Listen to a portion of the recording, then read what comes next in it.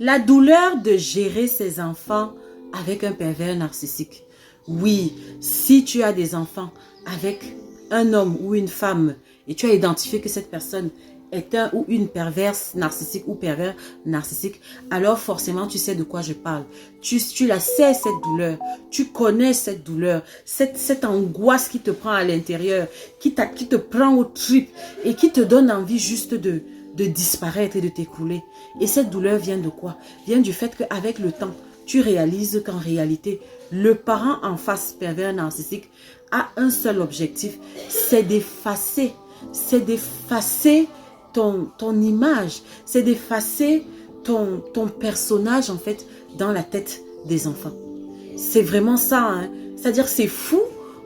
Il n'y a que des personnes qui sont passées par là pour comprendre de quoi je veux parler. Dans la tête d'un parent pervers narcissique, par exemple, si le parent pervers narcissique est une mère, elle estime que les enfants n'ont pas besoin de père. Et elle estime que le père que tu es, en fait, ne doit pas exister. Ne doit pas exister dans la tête des enfants, en fait. Et elle va faire tout pour effacer, pour supprimer l'image parentale, l'image du père dans la tête des enfants. Et vice-versa. Si le parent en face pervers narcissique est un homme, dans sa tête, il estime qu'il a 100% de droit sur ces enfants-là. Que toi, tu n'as aucun droit sur ces enfants. Et donc, il estime qu'il doit supprimer ton souvenir jusqu'à ton image dans la tête des enfants. Et il va utiliser tellement de méthodes. Ils sont tellement... C'est une méchanceté absolue. Parfois même, ils peuvent aller jusqu'à punir les enfants. Je vous parle, si vous avez vécu avec PMNA, si vous savez, il va avoir des conditionnements sur les enfants.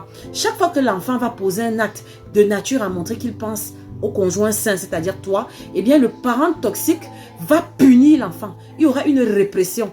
Et c'est une façon pour le parent toxique de conditionner l'enfant. Ça, c'est de un. Mais de deux, tu auras l'impression qu'il te retire le droit d'être mère, si c'est toi le parent sain, ou il te retire le droit d'être père.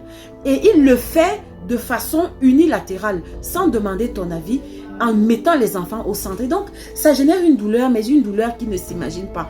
Et donc, je fais cette vidéo pour tous ceux qui traversent ça, qui vivent ça. Et je dirais que pour cette douleur-là, malheureusement, il n'y a pas de remède. Si vous êtes dans un pays de droit, dans un pays où le droit est appliqué à la lettre, alors n'hésitez pas à utiliser les moyens forts pour faire respecter vos droits en tant que parents. Mais malheureusement, si vous vous trouvez dans des pays comme les nôtres, en Afrique, où le droit est un peu suspect, je ne peux que vous dire Yako, je ne peux que vous dire Assia. Il y a juste des moyens de contournement, mais dans le fond, cette douleur-là, vous allez apprendre à vivre avec. Et je pourrais vous donner d'autres perspectives pour mieux gérer ce genre de situation dans d'autres vidéos. Ciao, ciao!